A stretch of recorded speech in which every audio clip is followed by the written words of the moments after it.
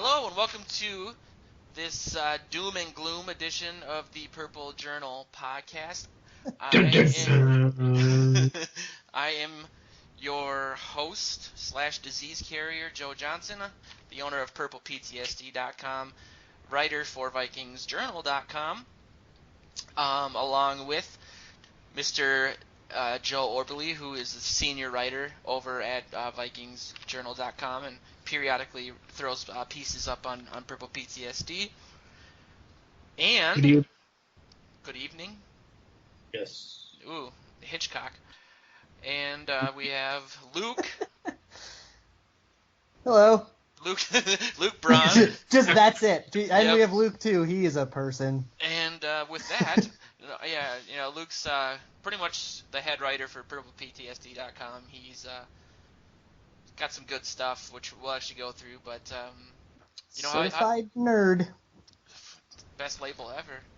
How you guys doing? I mean, it was a pretty, we were on a roll. Every show we could get excited and talk about. I find it ironic how quickly the narrative changes from the known questions from people are when are we gonna lose? How can people beat us? We're indestructible. Now it's how are we ever gonna win another game?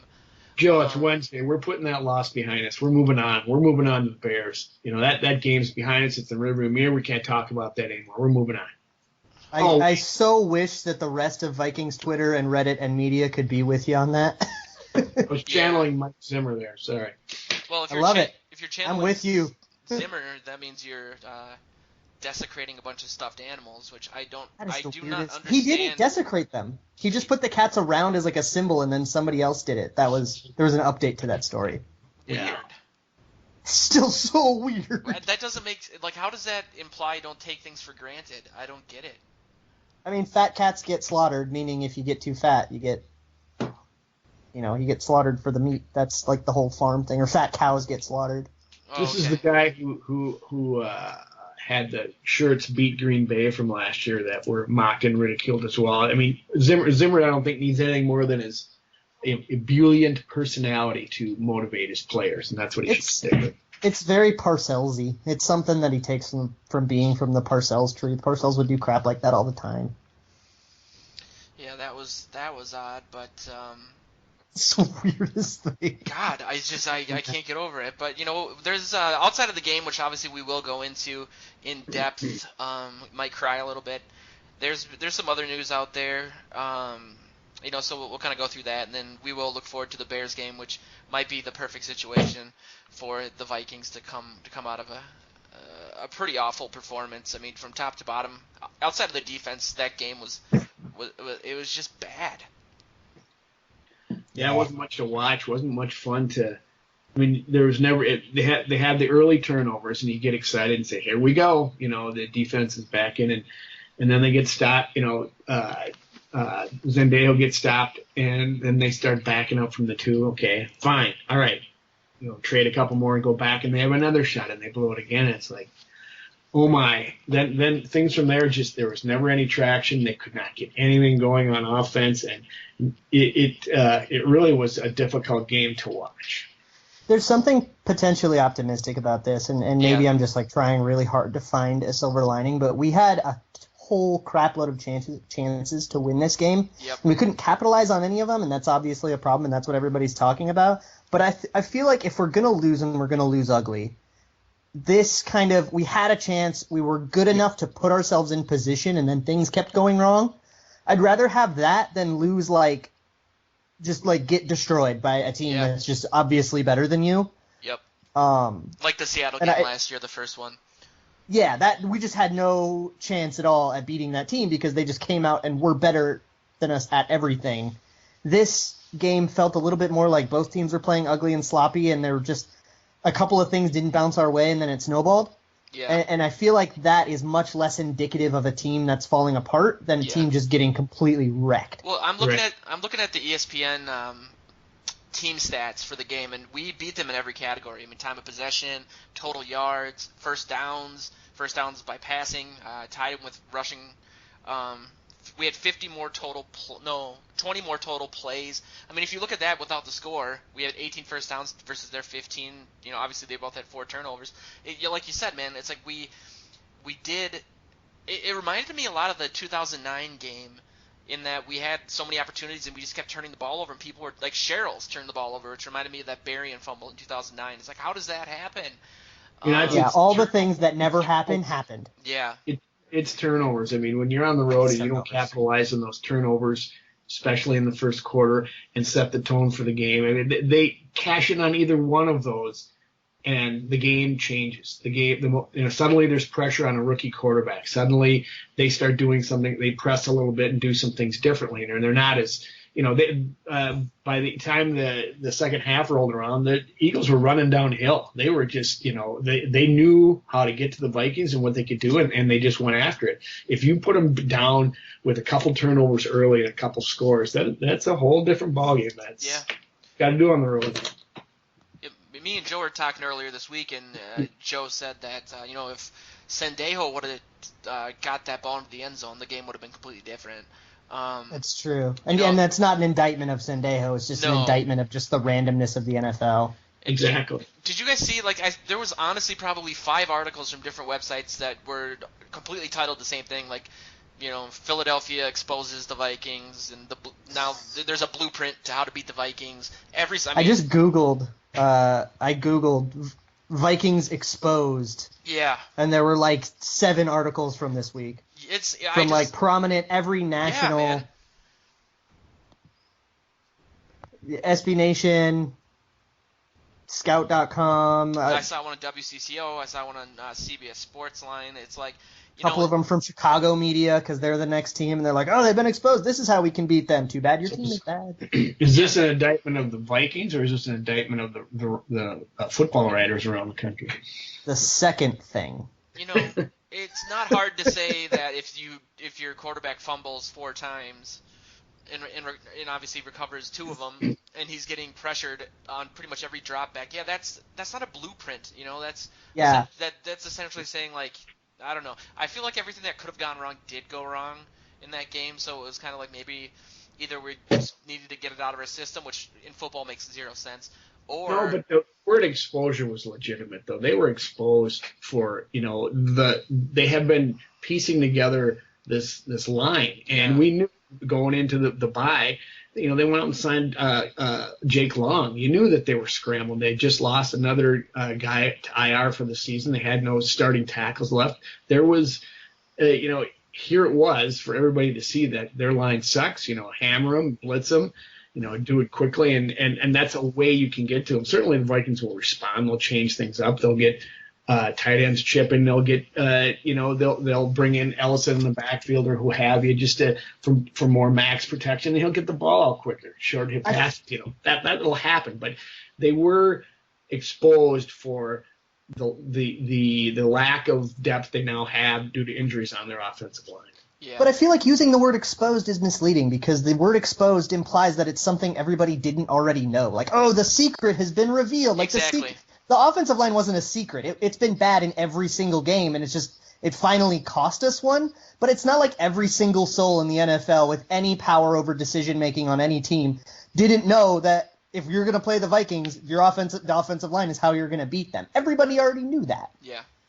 It just wasn't what they talked about. And then, it's more so we knew it here, in Minnesota and the local media. I think the national media finally picked it up to it, so maybe it was exposed to them. And that's not the secret or the key or the blueprint. That's kind of taking it too far. But you saw what their seedy underbelly was, their weakness was, and that they can be had. They're not just this invincible 5-0 team. I think that's what they're talking about. I think a lot of it, obviously, Bradford had been doing a lot of quick passes, and we kind of got away from that in the game, and I think absolutely. Well, I read one of the linebackers, I think, for the Eagles said that they obviously were familiar with Bradford, so they knew that when he was pressured, he would try to throw to the outside, and they kind of took that away from him. And I think that's why he fumbled so much, because he didn't have that option. So I don't know. Like I wrote an article last week saying like I thought that Bradford had the advantage in regards to familiarity because he practiced against that defense, but it seemed like that actually had a lot more to do with it than people kind of said. Hindsight it's easy to say this in hindsight, and I think we kind of were saying the opposite. Well, like, yeah, he knows the defense and he knows the tendencies, and but I feel like that's a lot less valuable because game plans change, personnel changes, all the calls change and stuff like that. So all of the information Bradford had is kind of obsolete. But I think a defense's tendencies change a lot less than a quarterback's tendencies always will. Yeah. Like Sam Bradford's tendency to, if he's in trouble, throw to the outside, that's something that's kind of always going to be with him really no matter what scheme he's in, no matter what team he's on or what the calls are and stuff like that. So having the familiarity with that may have been more valuable in hindsight. And I think we said the opposite last week. Yeah. But in hindsight, it's kind of easy to see. It makes a lot more I'm sense. Sure that Zimmer poo-pooed all that anyway. He was asked for it, every day last week, and he said, it's overrated. What Bradford could give them as far as insight into his team. Just as you said, the defensive changes, and there's a lot more people that you have to consider their tendencies. If you can see a tendency in a player that they default to when they're pressured or when they're under duress, that's who they are. It's going to take years to change that, not just a 5 games in the next season. So if you even think it's important to change that, some would argue that the tendency to throw outside or check down rather than run or take a sack is a good thing. Yeah, well, if it works, I guess. But if it's not something they're specifically game. Yeah, I don't know. I mean, the Eagles obviously got a new coaching staff. They completely switched their defense over. I mean, it was the same players but a different scheme. I think, obviously, like you guys said, analyzing one player versus 11 is completely different. So, outside of that, I also predicted that, and I feel really conflicted about this because my prediction was that we were going to win 41-13. And I remember that, Joe. I almost drove to Canada and threw my computer in the river. But I feel like if we would have taken advantage of those turnovers, I mean, the defense put us in the position to really win that game, and it just didn't end up happening that way. Before we really get in depth in the game, obviously right now there's on Twitter and Reddit, people are kind of freaking out a little bit about the supposed that the Vikings are trying to make a trade for an offensive lineman, whether it be Joe Thomas or Joe Staley. Well, if they don't get traded, they can come and join this podcast because we're always open to more Joes on this. Sorry. The more the merrier. Yeah.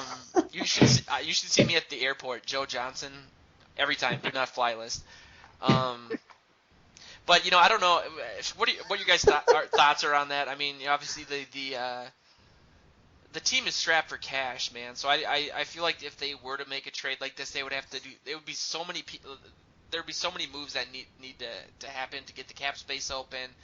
They probably made the call. They've called to see what availability they have and if they can trade some players and lower their salary cap a little bit. But at some point it starts to feel a little bit like Herschel Walker. I mean, I know we needed a quarterback. The Vikings needed a quarterback to replace Bridgewater. There's no question, but it's like the Vikings still feel, okay, we're just this one player away. We're just one player away. Well, after a while, that's going to catch up with you. And certainly, Joe and I were talking about earlier, it's, your future starts getting impeded a little bit as you go forward trying to sign all these players for the now.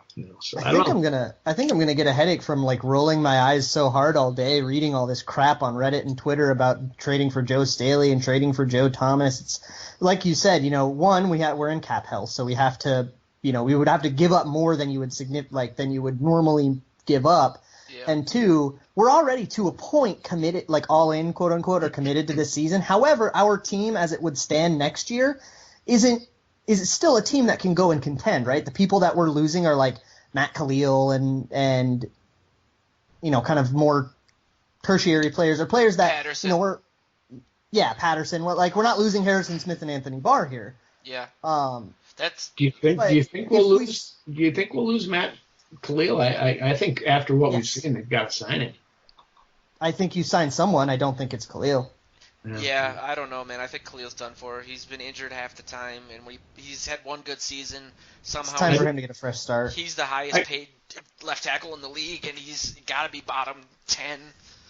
I think you sign him for a lesser deal. I mean, you've got to have depth on that offensive line, and if you look at what we've got now, the Vikings have now. You look at it, and he's the best they have, and they're just not out there growing on trees. You know, there's you start drafting some younger ones, but I think you got to get them back in here. I guess it depends a lot more on the free agent market too, but that's more of an off-season conversation. I don't even know what who would be available, or if there aren't any better options, then yes, but I guess I'm just operating on the assumption that somebody else's contract is going to be up too. Yeah. Well, we kind of already touched on this. That was the gnome question from a guy from Reddit named Canada, but spelled in a funny way. Basically asking about how the cap space situation is going to affect like the players next year, the defense, re-signing people. You pretty much touched on it. You know, I don't know. We talked about this on one of the first podcasts we did, and I know, Joe, you didn't really agree with me at the time, but you know, I think that we're really seeing that the lack of investment through the draft in the offensive line is really kind of the Achilles heel. I know you have to build a team, and Zimmer came in a couple of years ago, had to build the defense and stuff, but you know, obviously picking up guys off the free agency wire, we've had bad luck. No, you said that, you know, we had been drafting people, and we drafted Willie Beavers in the 4th round, and you know, I said they made moves, but you know, I have been screaming about the offensive line and writing stories for 2 years. You know, do something, and they did do something this offseason to bring it with, you know, Alex Boone and Andre Smith, but yeah. Those weren't the moves you're looking at. You wanted some bigger splash. You wanted Clint Bowling 2 years ago. You wanted, you know, from Cincinnati. He didn't sign here, and Ipiata or whatever, Potty. Yeah, Potty.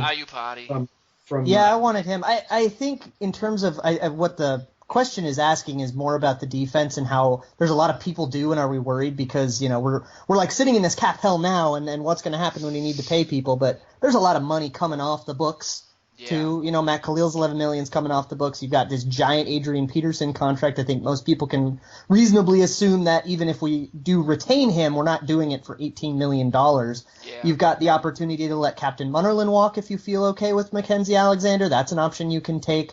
You know, you can get rid of some other contracts, like if we decide to go elsewhere at safety. You know, Andrew Sendejo's contract doesn't have a lot of dead money on it. There's a lot of ways to kind of massage the cap and free up a whole lot of money if we want to go make a big move, or if we just want to keep re-signing. You know, we've got who's it that's going to be due? Rhodes and Floyd are going to be due, and Patterson if we really want, but I don't think he's going to really demand that much money. Yeah. There's just a lot of money coming off the books, and I think retaining our current talent is something that we shouldn't have too much trouble doing. Yeah. And we may even have some money, you know, left over if we want to go get whoever the premier offensive line guys are for the year. Our 20% of our salary cap is on IR right now, so I mean that kind of tells you. Yeah, that's where we're at with that. You know, I think. Yeah, that's not ideal. I think a lot of these contracts, obviously, you know, we had 25% of our money during training camp in the offensive line, because we had like 15 guys. A lot of those contracts are, you know, 1-year contracts. You know, Andre Smith didn't get a 10-year deal by, you know, any stretch. So I think a lot of this is going all in for this season, money-wise. But yeah, like you said, they're going to clear a lot of this off the books next year. So I'm not too worried about it. And in terms of the offensive line, we did acquire a lot of players. You know, Andre Smith and Alex Boone, and drafting someone that turned out to be a bust, but. You brought in and re-signing talent. You know, we were walking into this season saying, wow, look at how deep our offensive line is. And then they all died. All of them. So it's like, what do you want to do? Bring in 15 guys into training camp that are all of starting quality? Like, how much more could they have done other than, you know, going and paying $25 million for Kelechi Osemele or whatever absurd amount he got, which I don't think in the grand scheme of things is a net positive compared to where else we can put that $25 million in terms of contracts for Anthony Barr and Xavier Rhodes when they all come of that age. No, they made moves in the offseason, and I, you know, certainly applaud them.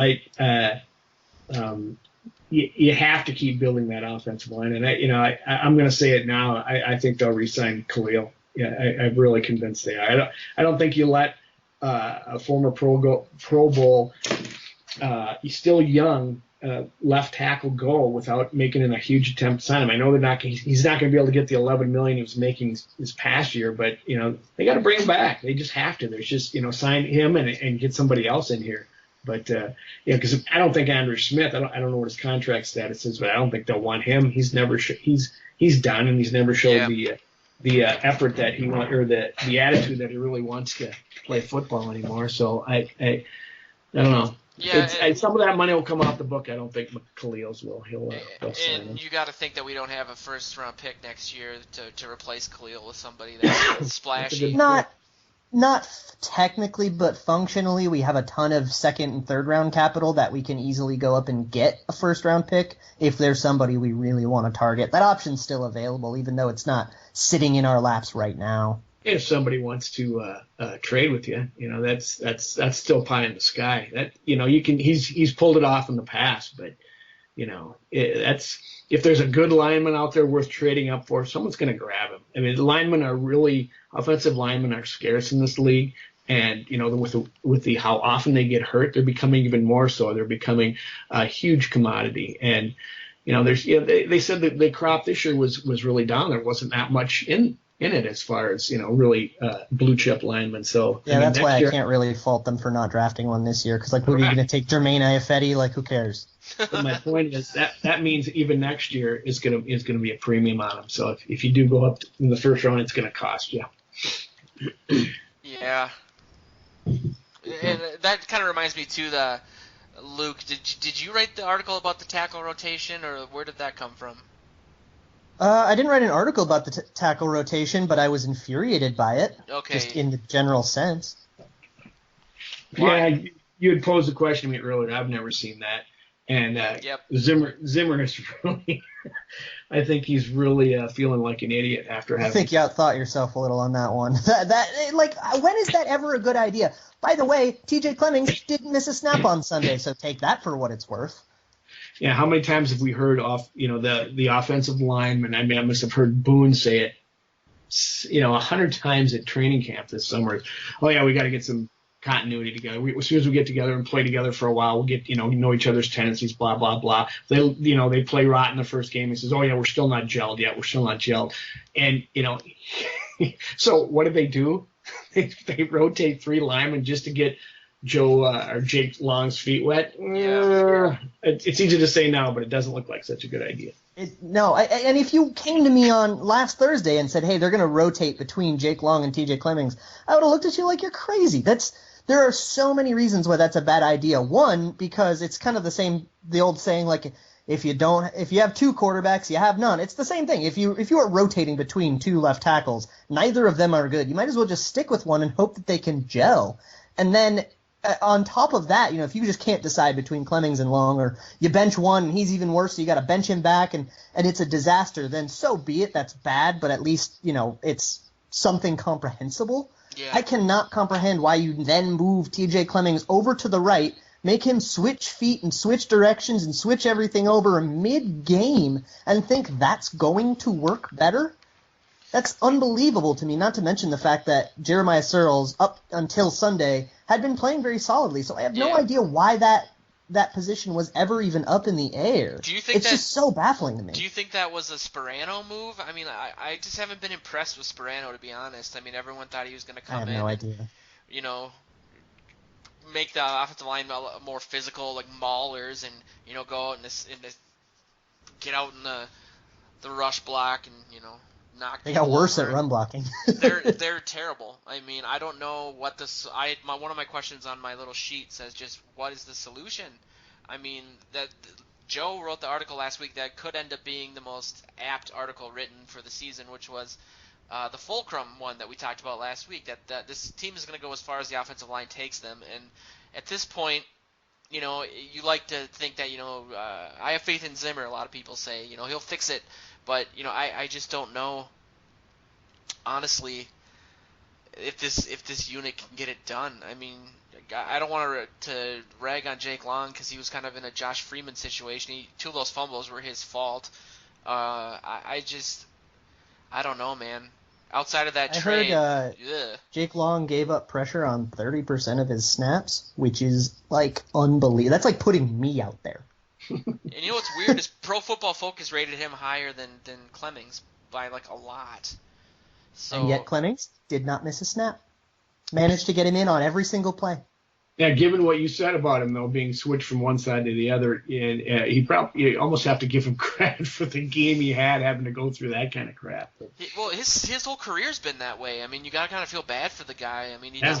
he doesn't have any, anything he can really latch onto and focus on. He's getting kicked He around used to be so on the much. defense a couple years ago in college for crying Yeah, out loud. it's Yeah, I don't understand the obsession with, like, he was the one we had to have in for every play. Like, he's the one that, okay, just, like, make sure TJ Clemmings is in, because, like, that's what's important. Because clearly that hasn't been a colossal problem for the last year and a half. yeah. I don't know. I mean, it's It was a panic situation. They should have given. They should have Yeah. done like they did with Bradford and given what's his name Long a week, at least to see how things go before you start. But they must be so disgusted with what they get from Clemmings and Searles that they're willing to try anything, and that's a little bit scary if you think about it in those terms. yeah. Speaking of panic, let's trade Sharif Floyd for Joe Thomas, which is a real thing that has been suggested on Twitter and Reddit. Yeah, Floyd and Munnerlyn and Patterson. Just why not? Yeah. Oh, and Patterson. Sure. I would do and Floyd. Norv The heart. Turner. So would I. I would- I wouldn't do. I wouldn't do Floyd. The difference between Sharif Floyd and then just like not having a starting 3-tech. Like Shamar Stephen is not a starting 3-tech. Tom Johnson is old. We now have a colossal hole at 3-tech and we have to go get one. It really doesn't change. It's like, oh, we have a colossal hole at 3-tech or a colossal hole at left tackle. Both of those are premium positions. So it doesn't really change anything in the long term, and now we just have an old left tackle who may be good in the immediate short term, but a decline is definitely coming.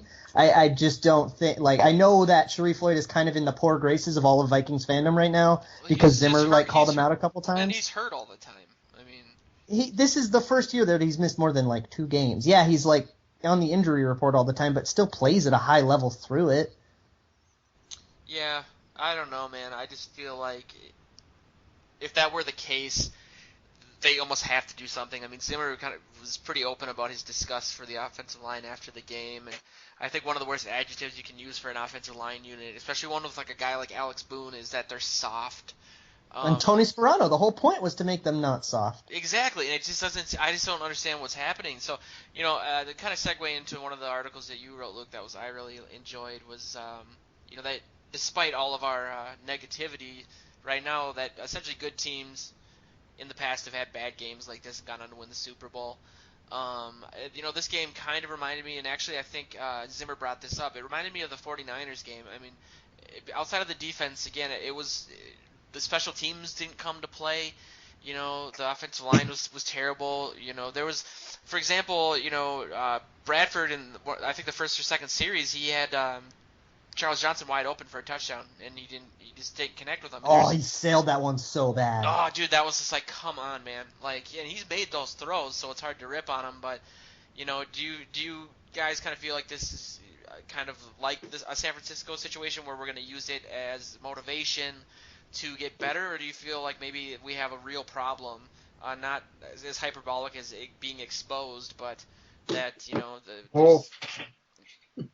I mean, we had the same problem we always knew we had. It just finally ended in a loss. Like, yes, this is going to happen. We've been saying that this is going to happen, I think, since we started recording this podcast. Eventually, things like special teams touchdowns and defensive touchdowns and, a blown PI call. Eventually, all of those things are going to culminate in a loss for us. We knew that. I don't think it changes anything about what we think of this team. And, there's a lot of precedent for, like, from the article that I wrote, there's a lot of precedent for teams having complete stinkers and then being resilient and working their way out of it. I think all of the teams that I mentioned in that article went on significant winning streaks after those terrible games.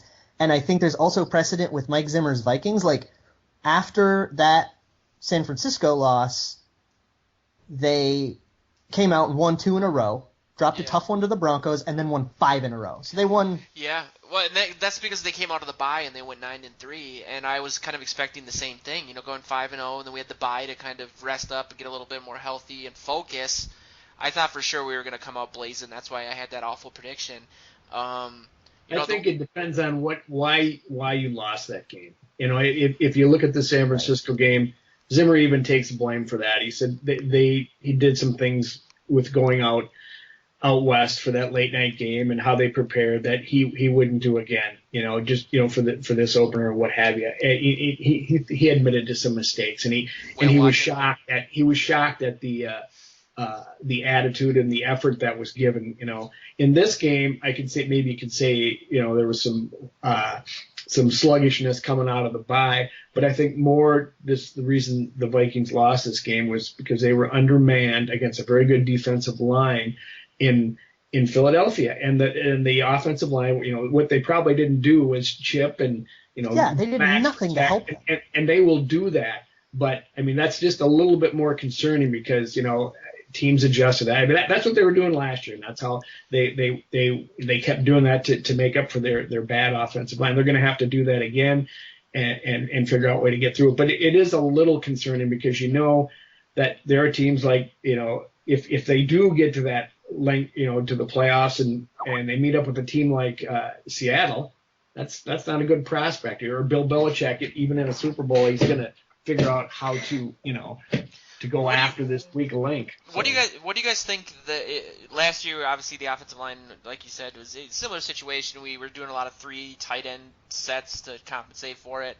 Do you think the lack of Adrian Peterson in the backfield has any effect on that? I think he has such a presence, obviously, and he changes the way the defense plays. And he was the rushing leader last year with a pretty terrible offensive line. So I think that dynamic when he comes back, I think that might help mitigate some of the issues.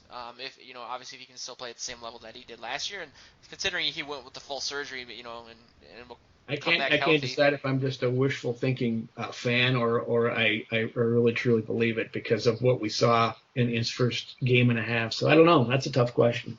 I don't think that getting Adrian Peterson back will relieve any of the pressure on the offensive line because a lot of the pressure on the offensive line is coming from 4-man rushes, and it's coming from TJ Clemmings just getting destroyed one-on-one, and it's like he shouldn't be one-on-one because he's bad and Jake Long is bad and Jeremiah Searles last week was even bad. You should be chipping. You should be doing 3-step drops. And for some inexplicable reason, we departed from that. I have kind of a tinfoil hat theory that they went and did a huge self-scout on the bye, realized that, hey, we're having some success on offense, and then Norv Turner decided, yay, I can do the scheme that I want, which is a bad scheme, and I don't know why he thinks that it still works because this isn't 1995 anymore. But I think we reverted to that because of the bye. That's my tinfoil hat theory.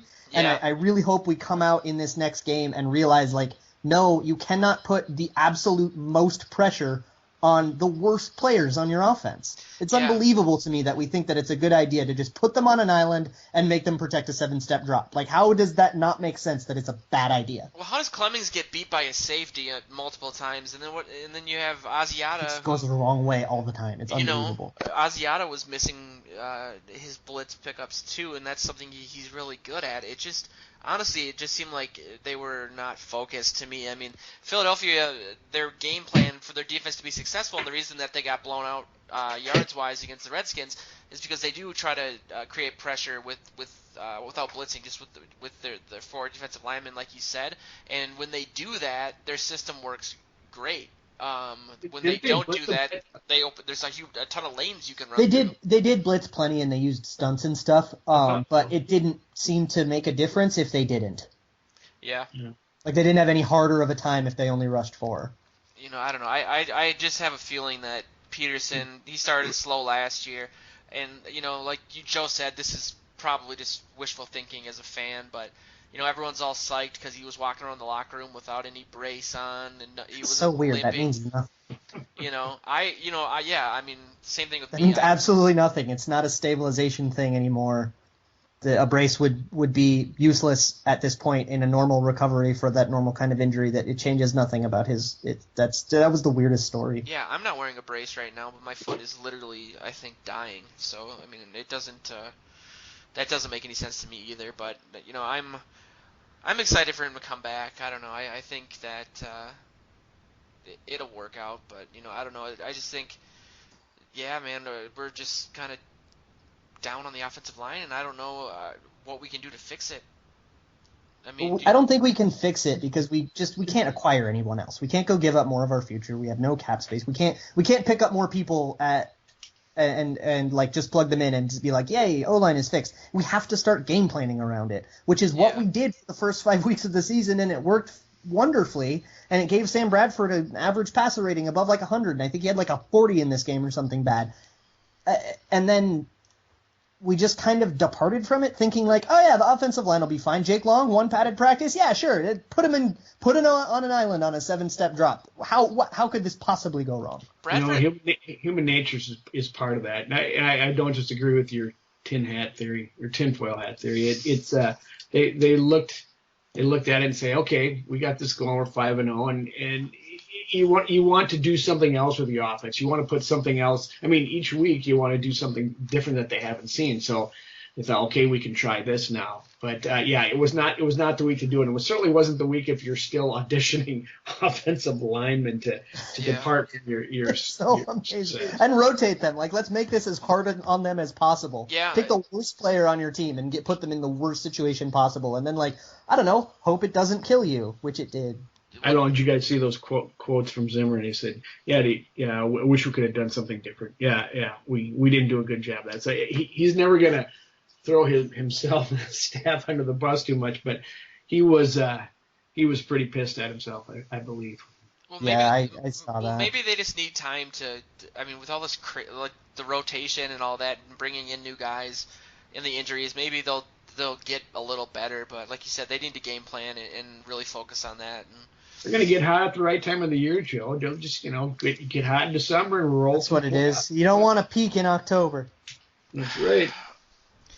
Well, I mean, there was some, I suppose, if we want to look at silver linings from the game, I mean, Bradford actually had a 71.6 rating, and Carson Wentz had a 52.4. That'd be a great lining. Yeah, that's, I wrote an article about 2 days ago, and it was all about the positive of it, just mainly because we played as bad as possible, and we still pretty much could have won. But I don't know. I mean, was there any positives? I mean, the defense still looks great. I mean, 4 turnovers. Yeah.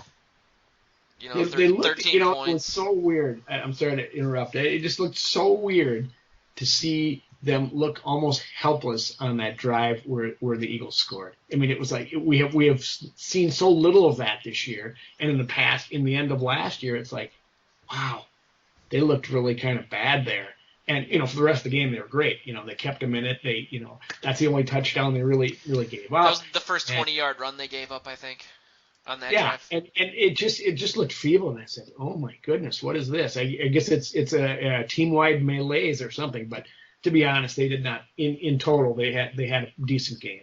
They still played. They're still the Vikings defense. They didn't appear to falter or regress or anything. They had the one drive. They did have one drive that was pretty bad. I think they might have been pretty weathered at that point. But they generated a lot of turnovers. They gave the offense a whole bunch of opportunities the offense and special teams squandered. But I think we can still rely on our defense to be able to win games even when the offense is playing poorly. They gave the offense lots and lots of opportunities to win that game, and that's the silver lining that I'm going to take. I have a really fun stat. What did you say Bradford's passer rating was? 71.6. 71.6? Yeah. Better than 5 of Teddy's games last year. Hey. Speaking and of even weirder, we won 4 of those. Kick the man while he's down, will you, Luke? Come on. Yeah. Hey, we went 4-1 in those 5 games. Have you guys seen those articles this week about Teddy? Basically, doctors that aren't associated with him at all saying that there's a pretty good chance he's never going to play football again. He's like a Bo Jackson situation. Yeah, they're a lot like me. I'm not a professional football player, but I can make all kinds of comments on things I don't know about. That's the basis of this whole show. Yeah, that's super weird also because that has always been the case. Like, we've always known that there's a chance Teddy Bridgewater never comes back the way he was. Like, we knew that since about 6 hours after his injury happened. So I don't know why this was suddenly news again. Yeah, people are, I think, looking for a way to knock us off the pedestal.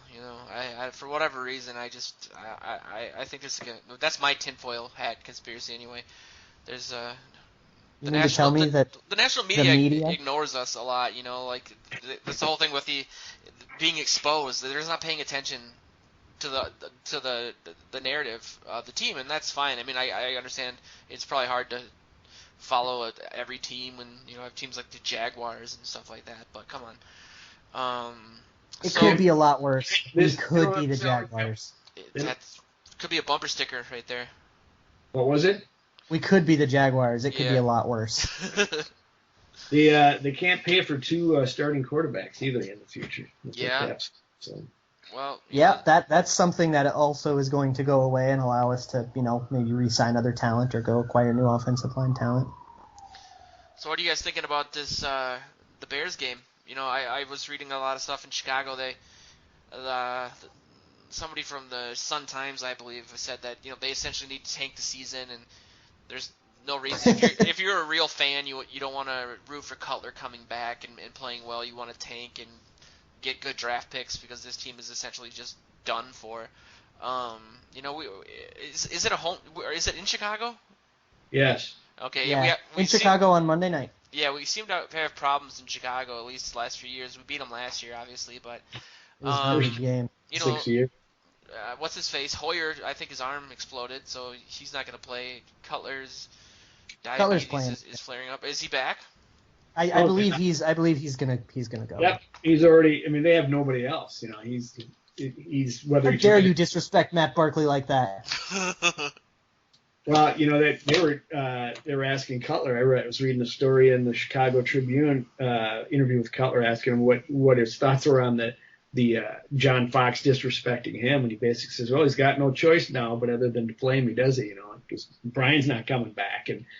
And so it sounds like he might even have been ready earlier and could have played, but they were going with the hot hand in Hoyer, and Jay had to sit and stew in that. And now, so maybe he'll come out with something to prove. That's a little concerning, but Jay Cutler. I mean, all you have to do is pound him a few times, get him off his game, and he'll get the team down, and Jay will take him down with him. So. Yeah, this feels like the kind of game that Jay Cutler comes out and throws like 4 interceptions, and then 2 weeks later John Fox gets fired. Like I was gonna ask atmosphere, that, man. Yeah, the atmosphere in Chicago was super like coach gets fired-y. I posted this on the website last year, but they were selling shirts outside Soldier Field with Cutler with a gun to his head, and it said, like $10 says he'll miss. They're brutal in Chicago. Yes, You know, they are. Wow. Now they don't care. Jesus. My son lives down there, and he just says that he says it's so bad, he can't even get anybody to argue about the Bears. And they have the Cubs going on, so they're not even going to pay attention. I'm sure they would like to lose. I'm sure most of them are saying, yeah, let's go for the draft choice and move on. We got the Cubs winning the World Series soon, but he says it's just a malaise down there with the Bears, and it has been all summer long. They were expecting this. do you think Fox is close to getting fired then? I mean, what's his No. second year? I No. mean, they got to give him time, I suppose, but They have to, and they've been going through coaches like, they had Lovey, then they had Mark Trestman, and was there another one? No, I don't think so. But then now there's Fox, and I don't think they can, they might even still be paying Trestman. Who knows? But I'm with you on the fact that they probably shouldn't, but this really feels like an atmosphere where they will. yeah, Really? it's Wow. bad, man. I mean, I was surprised just going to Google News and typing in Chicago Bears. It was like the newspapers were calling for pitchforks and everything. So, who knows? It could be a trap game, too. I mean, they do have weapons on offense. Cutler, when his blood sugar's regulated, does have a nice arm. So, I don't know. It's the second low diabetes blow we've had.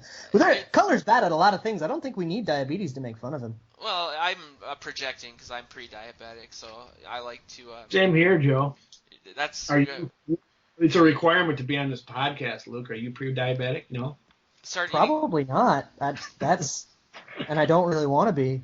eating, all you have to do is eat cereal for dinner for about 5 years, like I did. But don't slip on it. No, totally. So yeah, I mean, I guess we're at the point where we have to make our predictions for the game. Luke, you can go first. I'm gonna steal your team. The game feels this game feels very, very easy. Like the Bears are so bad. Even I went back and watched the games where Cutler was in, and it's like the Bears are just so bad. Cutler's off. Their wide receivers are like Cameron Meredith and Eddie Royal. Their defense is god awful. The Bears are so bad. We're gonna take. Is Kevin White not playing? He's hurt. He's out for the year again, I think. Oh my god. For the year, or at least most of it. We are coming in with something to prove on prime time. We have to prove that last week was a fluke, and they're going to come out and destroy them. I'm going like 33-6. Like, it's just going to be ugly. I started writing my story early this week to take a look at them, and they're better defensively than I thought they were, but they're not great. But they're just they are what I thought they were. Yeah, let's see, their pass defense is okay. It's middling, it's top 12, whereas their rush defense, maybe it's the other way around, I can't remember, is the worst in the league. So, you got Cutler coming back. He's going to have some emotion going. It's going to be Monday night. It's a drunken, rowdy crowd. It's Soldier Field for the Vikings. It's Halloween night. It'll be a different atmosphere. I think the Vikings will be coming out and quieting them down because they're pretty ticked at themselves too. I mean, he called them soft. He was embarrassed by it. He's probably got him a little bit ticked off. So I'm not going to go that high yet because I want to see our offense get back on track before. I really wanted to. I really wanted them to hit 30, but I think I'm stuck around these numbers of 24-10 Minnesota. I will say that my prediction hinges on turnovers and field position being very favorable for the offense. Yeah, and that's kind of the game plan, man. I mean, I do think that this game's going to be really indicative of what this team can do for the rest of the season. I mean, granted, it's a really bad opponent, but they need to bounce back, man. I mean, like I've said about 5 times now, outside of the defense, everything that could have gone wrong did. We're on the road again. It's a national game. At least the beginning of last season, we kind of struggled under the lights of national games. So I don't believe in that anymore. Last year proved to me that Zimmer's all right with prime time. Yeah, I'm just really interested to see how they bounce back. I think they will. I think Zimmer's gonna have them really riled up. I think it's going to be a blowout too. I'm sticking with 41-13. If you think about the games after, I mean, in the Zimmer era of the Vikings, we've had some pretty bad stinkers. And if you look at the games we played after those stinkers, you look at after that 49ers game, we came out and we smoked the Lions. Yep. And after that Seattle game, we came out and we beat the Falcons. And then after we got beat at home by the Packers real bad, we got beat by the Packers, then we beat the Falcons, then got destroyed by the Seahawks, came out, played the Cardinals tough in a game that we all saw that was a better team. And then we didn't lose again after that. We didn't lose in the regular season until last week. So I think these bad losses aren't the kind of things that lead to streaks and lead to these huge slumps or anything. I think Zimmer's shown time and time again an ability to get the team out of it and to get them to play at the level that we believe that they're capable of playing at. That NFL players are creatures of habit, and the coaches certainly like to preach on that and keep their routine, similar, each from week to week. They do everything on a certain stuffed cats in their locker. And I think they got out of there. This team was on a roll, and they got out of their routine, with the bye. And this is their hangover game, or for lack of a better term, or that was. And this one will be, as Luke was just suggesting, they're going to come back and they're going to be the team we saw in the first 5 games, I believe. It's a perfect opponent for them. And if they can do it down in Soldier Field, where they typically have really stunk it up in recent years, it'll give them some confidence going forward, especially coming back home. I think it's a nice gift to be able to have like a get healthy, get right game against a bottom 3 team in the league, and one that I've got a hot take that the Bears and the 49ers are tied for the worst team in the league. Oh. Yeah, I can see that. I have a horrible, horrible crush on the Browns. I love watching. I have willingly watched every Browns game this year, and I love it. And I think that they are better than the Bears, and I think that they're better than the 49ers. I own a lot of Browns apparel just because I think orange and brown is the best combination of colors in the world. And so I always get in these weird conversations with these people sloping brows. I'm from Cleveland. You're from Cleveland too. Like, get away from me. That's fair. That's a quick question for you guys. What do you guys make of Detroit? That's what the Vikings come They're back tough. playing with next. They're tough. That's they come back after Chicago and play, and They're they're not to be overlooked. playing better. Yeah, Yeah. I think there's a addition by subtraction. I think they're spreading the ball around a lot. People really wanted the Vikings to go after Marvin Jones, and I didn't. At the time, I didn't think he was that great. I think he playing next to AJ Green. I don't think he ever had a 100-yard receiving game. I think to me that was like, oh, he can't get away from single coverage. Don't get him. But And Mohamed Sanu. yeah, I mean they're not to be overlooked, man. But they still are the Lions, so that you got to take that into account. But they're better than the Packers, as far as I'm concerned. Oh, that's a hot take. I love it. Spicy. I actually don't think it's been addition by subtraction. I think Marvin Jones has come in and filled the Calvin Johnson role. He's been absolutely lights out and a clear wide receiver number one, and he's been able to have a significant impact on that offense. That's what I meant. I mean, I'm saying I think when they had Calvin Johnson, they focused a lot just on him, getting him the ball, similar to Adrian Peterson. And I think I'm honestly surprised. I thought Stafford was like a Farad when Farad would play with Randy Moss. I thought he was a product of Calvin Johnson putting up those 5,000 yards. I was a big Farad fan, man. I love Farad. I was so mad when they benched him in 2008. It was the playoffs. That was the stupidest thing ever. That was horrible. Put T-Jack in. It was like, okay. So bad. He immediately threw away the game. Bad. All week they said don't throw it to the side of that corner from Atlanta. I forget what his name was. Samuel. There you go. And he threw it right to him. A year after he dropped the interception in the 2007 Giants Super Bowl. Memory lane. But yeah, man, Stafford's proven his worth, man. And oh yeah, he's good. It's he's really moving the ball around. We play them the next week. Yeah, that's when we come back. That's what they come back to. Okay, that's at home. All right, that'll be a good game to go to. I guess the one last thing we didn't touch on was this Brett Favre supposed bounty gate situation from back when he was on the Vikings. A lot of people think he's doing that to get it back in the good graces of Packers fans. Like this is his final move to distance himself from the Vikings. But it's a quote from Artis Hicks. Yes, it's not Favre, and I picked up. It's just like from his memoir. I picked up the book today, and it's an unauthorized biography.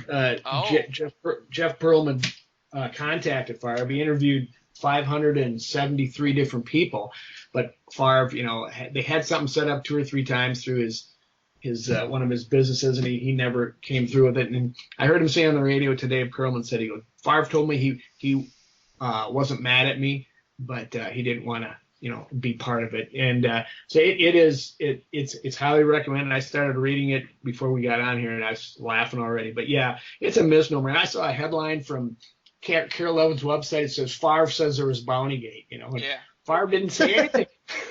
It was amazing how it just twists whatever you wanted to. That's really telling, man. That's like a learning situation for me. I'm relatively new at if I could even use the word journalism, but that's bad. I mean, that doesn't make sense. It doesn't seem to make sense under. They brought Childress in specifically to be, law and order type coach. He came in after the sex boat, and he was just like this awful Major Dad. If you remember that show, he reminded me of Major Dad. Let me just read you one quick excerpt. He says, Brett Favre loved Leroy Butler, tolerated Sterling Sharp, had little use for Aaron Rodgers. His all-time favorite coach is Mike Holmgren. His all-time least favorite coach is Brad Childress. I love that. That's amazing. Yes, I just laughed.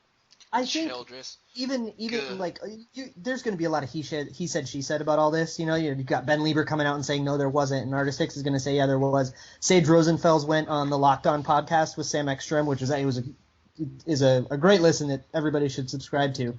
And he basically said, I don't know, I never saw it, I believe it, and maybe it happened, but I never saw anything about it. And there's all this he said, she said, and I feel like you'll never be able to sort through all that. But you could look at the tape of those 2009 seasons, and you don't see these late hits, and you don't see these egregious, it's a handoff, and then somebody goes and lights up the quarterback because they can. Well, those were foul. Damn, those were dirty hits. The specific situation I think they were talking about is that Nick Barnett was going after AP's knees a lot, so they said whoever knocks him out of the game. It wasn't specifically a bounty type thing; it was more like a retaliation That came out. That doesn't sound time. systemic. That sounds like a bad thing for a coach to say and something stupid, but that doesn't sound systemic. It's not a culture. That's what the came out argument is. That stuff about Barnett and the Vikings were pissed off and they let him be known. So that was out there.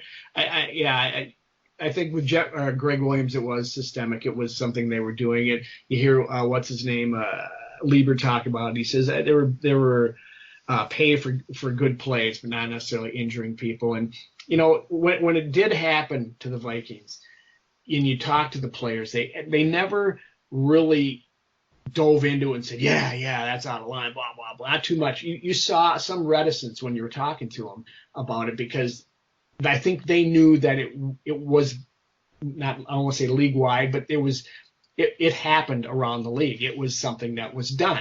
It wasn't just a thing that the Saints made up and Greg Williams made up and did. But I think they took it to certainly a big further degree than anybody else, but it was probably there's some truth in what Artis Hicks was saying. I think it was one specific situation that doesn't expand to a culture, but I did interview Chris Cluey and asked him about the Saints game and what the vibe was like on the sideline, and he said that essentially people were pissed and they knew that something like really fishy was going on.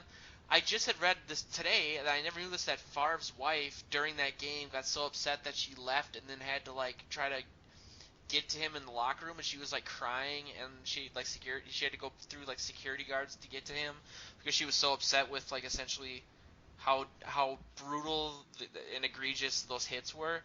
I think that's completely different than going after in the Packers game retaliating to somebody who they clearly have verbalized they're upset with. I think you can make a really meaningful comparison to that Saints team in that game and the hits and the physicality and even if you just look at the media coverage of that team before the whole scandal came out, it was always they're hard hitting and they're physical and they're opportunistic and they go and they get turnovers and they make it and they rattle quarterbacks. And then you look at Mike Zimmer's team today and how they accomplish all of the exact same things, but they rarely ever get those kinds of personal foul penalties. Everson Griffin jumps offside sometimes. Yep. And if you look at penalty data, and I wish I could find it right now. All I can find is a count for this year. But Greg Williams' teams are always at the top of the league in penalties. Right now they're tied for third. Los Angeles is in terms of accepted penalties. We are toward the bottom half of the league. Wow. Yeah. There's a difference between hard hits and intent to injure. And there was clear case of they were trying to get Favre out of the game because they knew if they cut him off the head, as they said they would do so. And I mean, I think you could talk to Zimmer's kid. I can't remember his first name, but he was Adam Zimmer.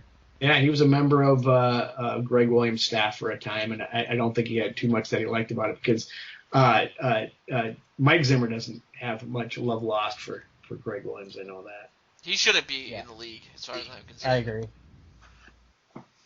Well, what was that? It's it was just kind of an unbelievable whole thing, and the league kind of went nuclear on them, and then the whole counter argument was everybody does it, and it's everybody doesn't have clearly demonstrable fouls every game, and I know that the rumors and stuff is never really going to be substantive, and you're never going to be able to draw any conclusions out of that, but if you go watch tape of that 2009 team, you will see a clearly, be it undisciplined or intentionally trying to injure, a team that gathered a lot of fouls and a team that is now notorious for playing dirty.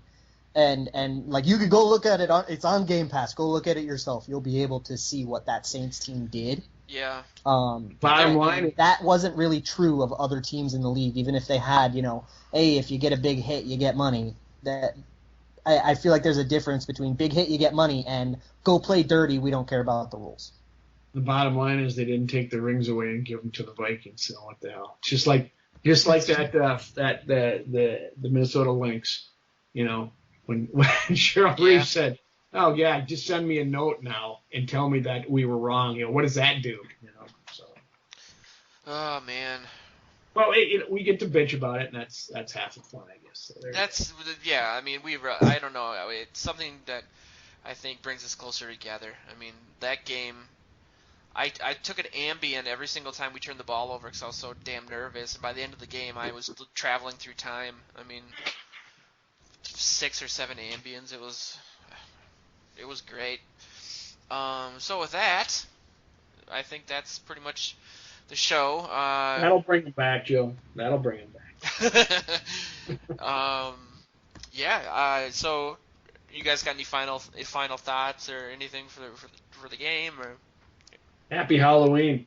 ooh, Happy Halloween. I'll leave you with a real fun stat that I'm looking at on the Vikings subreddit right now. Last year was the first year of Harrison Smith's career where he did not intercept a pass from Jay Cutler. oh, Ooh, I like it. I like it. well, That's foreboding, foreshadowing. Very good, Luke. Let's do it. 4 picks for Cutler. I'm calling it now.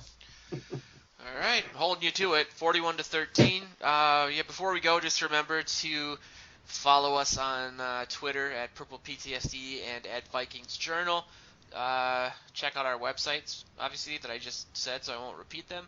And, check in with us every Wednesday night. And, we have some fun stuff going on, some cool potential guests coming up. And so, thanks for listening, and check back in with us next week.